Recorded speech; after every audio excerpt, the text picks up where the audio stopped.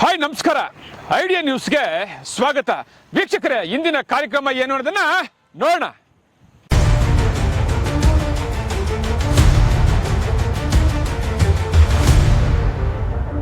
Sir, ಈಗ care ಫಾರ್ಮ್ನಲ್ಲಿ ಸುಮಾರು ವರ್ಷಗಳಿಂದ ಕೂಡ ನೀವು ಒಂದಷ್ಟು ಸರ್ವಿಸ್ ಮಾಡ್ತಾ ಇದ್ದೀರಾ. ಸೊ ಲಕ್ಷ್ಮಣ್ ಅವರು ಮೊದಲು ಹೇಗಿದ್ರು, ಈಗ ಹೇಗಿದ್ದಾರೆ? ಲಕ್ಷ್ಮಣ್ ಅವರು ಸಂಘಟನೆಗೆ ಬರೋಕ್ ಮೊದಲು ಹೇಗಿದ್ರು, ಸಂಘಟನೆಗೆ ಬಂದ ಮೇಲೆ ಯಾವ ರೀತಿ ಇದ್ದಾರೆ? ಸೊ ಲಕ್ಷ್ಮಣ್ ಅವರು ಸಂಘಕ್ಕೆ ಬರೋಕ್ ಮೊದಲು ಏನೇನು ಕೆಲಸ ಮಾಡ್ತಾ ಇದ್ರು, ಸಂಘಕ್ಕೆ ಬಂದ ಮೇಲೆ ಏನೇನು ಕೆಲಸ ಮಾಡ್ತಾ ಇದ್ದಾರೆ ಸರ್? ನಾನು ಮೊದಲನೇದಾಗಿ KRPMನಲ್ಲಿ ಹುಟ್ಟಿ ಬೆಳೆದಿರ್ತಕ್ಕಂಥ ವ್ಯಕ್ತಿ. ಸಂಘಟನೆಗೆ ಬರೋದಕ್ಕಿಂತ ಮುಂಚಿತವಾಗಿ ನಾನು ನಮ್ಮದೇ ಆಗಿರ್ತಕ್ಕಂಥ ಒಂದು ಟ್ರಾವೆಲ್ಸ್ ಕಚೇರಿ ಏನಿತ್ತು ಅದರಲ್ಲಿ ಕೆಲಸ ಮಾಡಿಕೊಂಡು ಅದರಲ್ಲಿದ್ವಿ. ಸಂಘಟನೆಗೆ ಬಂದ ಮೇಲೂ ಅದೇ ಕಚೇರಿ KRPMನಲ್ಲೇ ಇದೆ. ಅದರ ಜೊತೆಗೆ ರೈತ ಸಂಘದಲ್ಲಿ ಸುಮಾರು ಒಂದು 15 ವರ್ಷಗಳಿಂದ ಕೆಲಸ ಮಾಡ್ಕೊಂಡು ಬರ್ತಾ ಇದ್ದೀವಿ. ರೈತರ ಪರವಾಗಿ, ದೀನದಲಿತರ ಪರವಾಗಿ ಮತ್ತು ಸಾಕಷ್ಟು ಎಲ್ಲ ನೊಂದ ವರ್ಗದವರ ಪರವಾಗಿ ಸಾಕಷ್ಟು ಅನೇಕ ಹೋರಾಟಗಳನ್ನ ಇಡೀ ನಮ್ಮ ರಾಜ್ಯಾದ್ಯಂತ ನಾವು ಹೋರಾಟಗಳಲ್ಲಿ ತೊಡಗಿಸ್ಕೊಂಡು ನಿರಂತರವಾಗಿ ರೈತರ ಪರವಾಗಿ ಧ್ವನಿ ಎತ್ಕೊಂಡು ಬರ್ತಾ ಇದ್ದೀವಿ. ಕಳೆದ ನವೆಂಬರ್ ತಿಂಗಳಲ್ಲಿ ಒಂದು ದೃಢ ನಿರ್ಧಾರ ಮಾಡಿ ನಾನು JDSನ ಒಂದು KRPMನ ತಾಲೂಕು ಅಧ್ಯಕ್ಷನಾಗಿ ಆಯ್ಕೆ ಮಾಡಿರ್ತಾರೆ ನನ್ನನ್ನು. ನಾವು ಈ ಹಿಂದ್ಗಡೆ ಏನು ರೈತರ ಪರ ಸಾಕಷ್ಟು ಹೋರಾಟಗಳನ್ನು ಮಾಡಿರ್ತಕ್ಕಂಥದ್ದನ್ನ ಗಮನಿಸ್ಕೊಂಡು ಮಾನ್ಯ ಮಾಜಿ ಮುಖ್ಯಮಂತ್ರಿಗಳು, ಮಾನ್ಯ ಕೇಂದ್ರದ ಸಚಿವರು, ಜನಮೆಚ್ಚಿದ ನಾಯಕರು ಸನ್ಮಾನ್ಯ ಶ್ರೀ ಕುಮಾರಣ್ಣವರು ಇವತ್ತಿನ ದಿನ ನನ್ನನ್ನು KRPM ವಿಧಾನಸಭಾ ಕ್ಷೇತ್ರದ ಅಧ್ಯಕ್ಷನಾಗಿ ಆಯ್ಕೆ ಮಾಡಿರ್ತಾರೆ.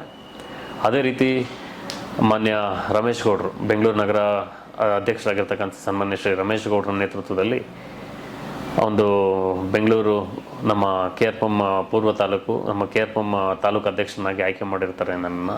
ಅಲ್ಲಿಂದ ಈಚೆಗೂ ಸಮೇತ ನಮ್ಮ KRPM ಭಾಗದಲ್ಲಿ ಅನೇಕ ಹೋರಾಟಗಳನ್ನ ಮಾಡೋದ್ರ ಮುಖಾಂತರನೇ ನಾನು ಎಲ್ಲರಿಗೂ ಪರಿಚಿತ ಆಗಿರ್ತಕ್ಕಂಥ ವ್ಯಕ್ತಿ. ಸರ್, ಸಂಘಟನೆಗೆ ಬಂದಿದ್ದು ಯಾವ ವರ್ಷದಲ್ಲಿ? ಸಂಘಟನೆಗೆ ಬಂದು 15 ವರ್ಷ ಆಯಿತು. 2010ರಲ್ಲಿ ನಾನು ಚುನಾವಣೆಗೆ ನಿಂತ್ಕೊಂಡಿದ್ದೆ. ಉಡಿ ವಾರ್ಡಲ್ಲಿ ವಾರ್ಡ್ ನಂಬರ್ 54.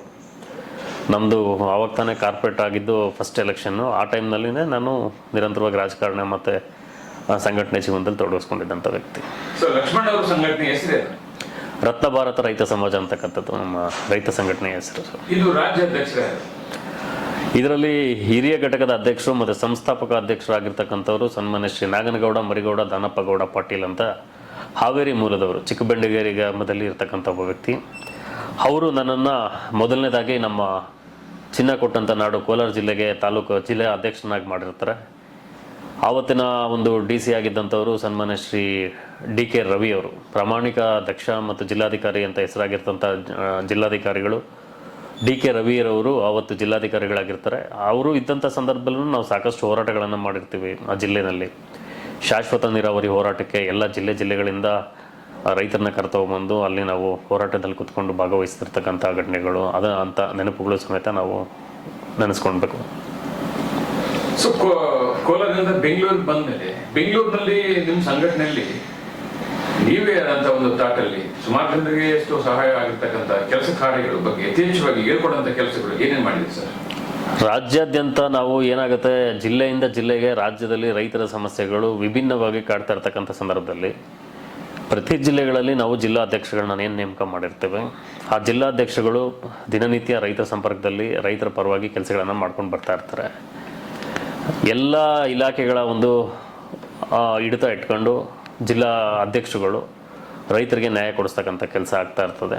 ಅದರಲ್ಲೂ ಸಮೇತ ಕೆಲವು ಭ್ರಷ್ಟಾಧಿಕಾರಿಗಳು ಆ ಕೆಲಸಗಳನ್ನು ಮಾಡೋದೇ ಇಲ್ಲ ಅಂತ ಸಂದರ್ಭದಲ್ಲಿ ನಾವೆಲ್ಲರೂ ಒಟ್ಟಾಗಿ ಆಯಾ ಜಿಲ್ಲೆಗಳು, ಆಯಾ ತಾಲೂಕುಗಳಿಗೆ ಹೋಗಿ ರೈತರಿಗೆ ನ್ಯಾಯ ಕೊಡಿಸ್ತಕ್ಕಂಥ ಕೆಲಸ ಮಾಡ್ತಾಯಿದ್ದೀವಿ. ಈಗ ನಾವು ಕಳೆದ ವಾರ ನೋಡೋದಾದರೆ ನೆಲಮಂಗಲ ತಾಲೂಕಿನಲ್ಲಿ ಒಂದು ತಾಲೂಕು ಕಚೇರಿ ಮುಂದೆ ಹೋರಾಟ ಮಾಡಿ ತಾಲೂಕು ಕಚೇರಿಗೆ ಮುತ್ತಿಗೆ ಆಗ್ತಕ್ಕಂಥ ಒಂದು ಕೆಲಸ ಮಾಡಿದ್ದೀವಿ. ವಿಷಯ ಏನು ಅಂತ ಅಲ್ಲಿ ತಹಶೀಲ್ದಾರ್ ಬಂದು ಸುಮಾರು 1 ವರ್ಷ ಆದ್ರೂ ಸಮೇತ ರೈತರ ಒಂದು ಸಭೆಯನ್ನು ಕರೆದಿಲ್ಲ. ಸರ್ಕಾರದ ಯಾವುದೇ ಅನುದಾನಗಳನ್ನು ರೈತರಿಗೆ ಕೊಡಿಸ್ತಕ್ಕಂಥ ಕೆಲಸ ಆಗಲಿಲ್ಲ. ಆ ಸರ್ಕಾರಿ ಜಮೀನುಗಳಲ್ಲಿ ಕೆರೆಗಳನ್ನು ಒತ್ತುವರಿ ಮಾಡಿಕೊಂಡು ಇವತ್ತಿನ ದಿನ ಅಲ್ಲೊಂದು ಕಲ್ಯಾಣ ಮಂಟಪವನ್ನು ಮಾಡಿ ಕ್ಲಬ್ಬು ಮತ್ತು ಬಾರ್ ಆ್ಯಂಡ್ ರೆಸ್ಟೋರೆಂಟ್ ಮಾಡಿರ್ತಕ್ಕಂಥದ್ದು ಒಂದು ಘಟನೆ ಆಗಿದೆ. ಇದಕ್ಕೆ ಸಂಬಂಧಪಟ್ಟಂತೆ ಸುಮಾರು 2 ತಿಂಗಳ ಹಿಂದ್ಗಡೆ ನಮ್ಮ ತಾಲೂಕು ಅಧ್ಯಕ್ಷರು ಆ ರೈತರೆಲ್ಲ ಸೇರಿ ಅಲ್ಲಿ ಒಂದು ಮನವಿಯನ್ನು ಕೊಟ್ಟರು ಸಮೇತ ಯಾವುದೇ ಒಂದು ಬೆಳವಣಿಗೆ ಆಗಲಿಲ್ಲ ಅಂದ್ಬಿಟ್ಟು ನಾವೆಲ್ಲ ಸೇರಿ ಹೋಗಿ ನಾವು ಇದ್ದಂಥ ಸ್ಥಳಕ್ಕೆ ತಹಶೀಲ್ದಾರ್ ಬಂದು 10 ದಿನದೊಳಗಡೆ ನಾವು ಇದನ್ನು ಬಗೆಹರಿಸ್ಕೊಡ್ತೀವಿ ಅಂತಕ್ಕಂಥ ಒಂದು ಭರವಸೆಯನ್ನು ನೀಡಿ ಸಮಯಾವಕಾಶವನ್ನು ತಗೊಂಡಿದ್ದಾರೆ. ಈ ರೀತಿ ಹೋರಾಟಗಳು ನಮ್ಮ ಮುಂದೆ ನಿರಂತರವಾಗಿ ನಡೀತಾನೆ ಇರ್ತವೆ. ನಿಮ್ಮ ಸಂಘಟನೆಯಲ್ಲಿ ಯಥೇಚ್ಛವಾಗಿ ಎಷ್ಟು ಹೋರಾಟಗಳನ್ನು ಮಾಡಿದ್ದಾರೆ, ಅದರಲ್ಲಿ ಎಷ್ಟು ಸಕ್ಸಸ್ ಆಗಿದೆ ಸರ್? ಹೋರಾಟಗಳನ್ನು ನಾವು ಲೆಕ್ಕನೇ ಇಟ್ಕೊಳ್ಳೋಕ್ಕಾಗೋದಿಲ್ಲ. ಅದು ಯಾವುದು ಇಂತಿಷ್ಟೇ ಅಂತ ಏನಿಲ್ಲ. ಅಥವಾ ಸಮಸ್ಯೆ ಹೋರಾಟ ಅದು ನಾವು ಹೇಳಿ ಕೇಳಿ ಮಾಡೋವಂಥದ್ದಲ್ಲ. ಎಲ್ಲಿ ಅನ್ಯಾಯ ಆಗುತ್ತೆ ಅಲ್ಲಿ ನಮ್ಮ ಧ್ವನಿ ಇರುತ್ತೆ, ಅಲ್ಲಿ ನಮ್ಮ ಹೋರಾಟ ನಿರಂತರವಾಗಿರುತ್ತೆ. ಅದಾಗೇನು ಸಮೇತ ನಾನು KRPM ಅಲ್ಲಿರೋದ್ರಿಂದ ಸೊ ಇಲ್ಲೂ ಸುತ್ತಮುತ್ತ ನಾವು ಹೋಗಿ ಬರೋ ದಾರಿನಲ್ಲಿ ನಮ್ಮ ಸಮಸ್ಯೆಗಳನ್ನು ನಾವು ಪ್ರಶ್ನೆ ಮಾಡಲಿಲ್ಲ ಅಂದರೆ, ಧ್ವನಿ ಎತ್ತಲಿಲ್ಲ ಅಂದರೆ ಅದಕ್ಕೆ ನ್ಯಾಯ ಸಿಗೋದೇ ಇಲ್ಲ. ಆ ಕಾರಣ ನಾವು ಮಾಡಿರ್ತಕ್ಕಂಥ ಹೋರಾಟಗಳು ಇಷ್ಟೇ ಅಂತ ಹೇಳೋದಕ್ಕಾಗೋದಿಲ್ಲ. ಲೆಕ್ಕ ಇಲ್ಲದಷ್ಟು ಹೋರಾಟಗಳನ್ನು ಮಾಡಿದ್ದೀವಿ. ಬಹುತೇಕ ಅದರಲ್ಲೆಲ್ಲನೂ ನ್ಯಾಯ ಸಿಕ್ಕಿದೆ. ಕೆಲವು ಭ್ರಷ್ಟಾಧಿಕಾರಿಗಳು ಇವತ್ತಿನ ದಿನ ಸಸ್ಪೆಂಡ್ ಆಗಿರ್ತಕ್ಕಂಥ ಉದಾಹರಣೆಗಳು ಇದೆ. ಈ ಹಿಂದ್ಗಡೆ ನಮ್ಮ ಮಂಜುನಾಥ್ ಗೌಡರು DC ಅವರು ಕೂಡ ಸಸ್ಪೆಂಡ್ ಆಗಿರ್ತಾರೆ. ನಮ್ಮ ಭಾಗದಲ್ಲಿದ್ದಂಥ ತಹಶೀಲ್ದಾರ್ ಅಜಿತ್ ರೈ ಅವರನ್ನು ಸಸ್ಪೆಂಡ್ ಆಗಿದ್ದಾರೆ. ಸಾಕಷ್ಟು ಯಾರು ಜನರ ಪರವಾಗಿ ಕೆಲಸ ಮಾಡಲಿಲ್ಲ ಅಂತ ಅಧಿಕಾರಿಗಳು ಮನೆಗೆ ಹೋಗಿರ್ತಕ್ಕಂಥ ಉದಾಹರಣೆಗಳು ಸಮೇತ ಸಾಕಷ್ಟು ಇವೆ. ನಿಮ್ಮ ಸಂಘಟನೆಯಲ್ಲಿ ಯಥೇಚ್ಛವಾಗಿ ಯಾರ ಪರವಾಗಿ ಹೆಚ್ಚು ಕೆಲಸ ಮಾಡ್ತಾರ ಮತ್ತೆ ಯಾವ್ಯಾವ ಕೆಲಸಗಳಲ್ಲಿ ನೀವು ಕೈ ಜೋಡಿಸಿ ಹೋರಾಟವನ್ನು ಮಾಡಿದೆ ಸರ್? ನಮ್ಮ ಸಂಘಟನೆಯಲ್ಲಿ ರೈತರ ಪರವಾಗಿನೇ ಇರ್ತಕ್ಕಂಥ ಒಂದು ಸಂಘಟನೆ ಆಗಿರೋದ್ರಿಂದ ರೈತರ ಪರವಾಗಿ ನಾವು ಸದಾ ಧ್ವನಿಯಾಗಿದ್ದೀವಿ. ಈಗಲೂ ಸಮೇತ ಕಳೆದ ಒಂದು 15-20 ದಿನಗಳ ಹಿಂದ್ಗಡೆ ಸರಿಸುಮಾರು ನಮ್ಮ ಹೊಸಕೋಟೆ ಭಾಗ ಮತ್ತು ನಮ್ಮ ಮುಳುಬಾಗಿಲು, ನಮ್ಮ ಕೋಲಾರ ಭಾಗದಲ್ಲಿಂದ ಬಂದಂಥ 300 ಜನ ರೈತರು ಇವತ್ತು ನಮ್ಮ KRPM ಅಲ್ಲಿ ಒಂದು ಹೋರಾಟ ಮಾಡಿದ್ವಿ. ಏನು ಅಂದರೆ, ರೈತರಿಗೆ ಅಲ್ಲಿ ವ್ಯಾಪಾರ ಮಾಡಲಿಕ್ಕೆ ಇರ್ತಕ್ಕಂಥದ್ದು ನಮ್ಮ ಇತಿಹಾಸ ಪ್ರಸಿದ್ಧ ಸಂತೆ. ಆ ಸಂತೆಯಲ್ಲಿ ಅಲ್ಲಿ ಅವಕಾಶ ಕೊಡ್ತಿಲ್ಲ ಅಂತಕ್ಕಂಥದ್ದು ವರದಿಯಾಗಿ ಪೊಲೀಸ್ನವರು ಅದನ್ನೆಲ್ಲ ತೆಗೆಸಿದ್ದಾರೆ ಅಂತಕ್ಕಂಥದ್ದನ್ನ ಒಂದು ಘಟನೆಯಾಗಿ ಒಬ್ಬ ಪೊಲೀಸ್ ಇಲಾಖೆಯಲ್ಲಿ ಕೆಲಸ ಮಾಡ್ತಕ್ಕಂಥ ಒಬ್ಬ ವ್ಯಕ್ತಿ ರೈತರನ್ನ ತಳಿಸಿರ್ತಕ್ಕಂಥ ಒಂದು ಘಟನೆ ವರದಿಯಾಗಿತ್ತು. ಇದ್ರ ವಿರುದ್ಧ ನಾವು ಸಂಬಂಧಪಟ್ಟಂಥ ಅಧಿಕಾರಿಗಳ ಗಮನಕ್ಕೆ ತಂದು ನಾವು ರಸ್ತೆನಲ್ಲಿ ಕೂತು ಹೋರಾಟ ಮಾಡಿದ್ದೀವಿ.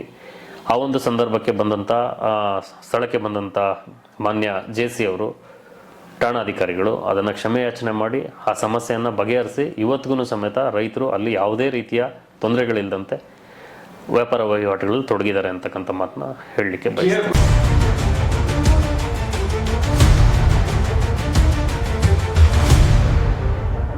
ನಮಸ್ತೆ ಎಲ್ಲ ನನ್ನ ಪ್ರೀತಿಯ ಕನ್ನಡಾಭಿಮಾನಿಗಳಿಗೆ, ಕಲಾಭಿಮಾನಿಗಳಿಗೆ ನಿಮ್ಮ ಪ್ರೀತಿಯ ಶಿವಾರ ಉಮೇಶ್ ಮಾಡೋ ನಮಸ್ಕಾರಗಳು. ಕೋಲಾರದ ಸಮಸ್ತ ಬಂಧುಗಳು, ಕರ್ನಾಟಕದ ಎಲ್ಲ ಕಲಾಭಿಮಾನಿಗಳು, ಕನ್ನಡಾಭಿಮಾನಿಗಳು ಈ ಐಡಿಯಾ ನ್ಯೂಸ್ ಚಾನಲ್ನ ಸಬ್ಸ್ಕ್ರೈಬ್ ಮಾಡ್ಕೊಳ್ಳಿ, ಬೆಂಬಲಿಸಿ, ಆಶೀರ್ವದಿಸಿ, ಆನಂದಿಸಿ, ವಿವೇಚಿಸಿ, ವಿಚಾರಿಸಿ. ಐಡಿಯಾ ನ್ಯೂಸ್ ಚಾನಲ್ಗೆ ತಾವೆಲ್ಲರೂ ಕೂಡ ಚಂದರ್ರಾಜ್. ಧನ್ಯವಾದಗಳು.